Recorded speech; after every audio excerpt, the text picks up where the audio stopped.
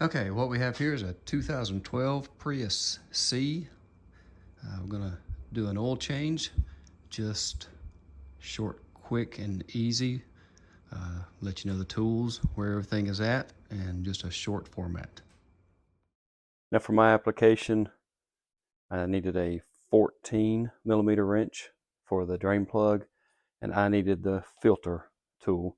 If you have the canisters type, you will use your 14 again, I'm assuming, to loosen that and drain it out. Okay, I ran into a slight snafu. Mine has somewhere along the line been converted to this filter, a PH 4967 Fram.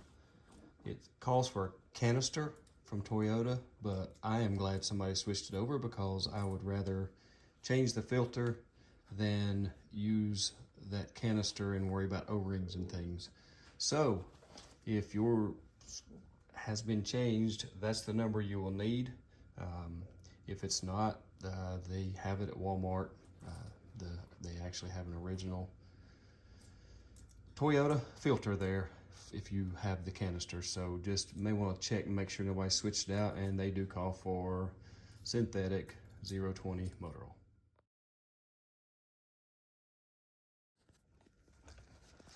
Looking over towards the passenger side wheel is your oil pan, your drain plug.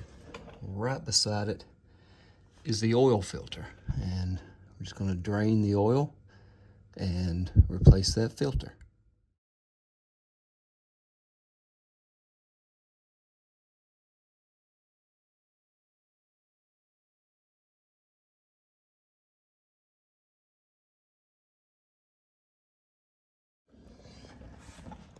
So just make sure you oil your rubber gasket on the ring on your filter.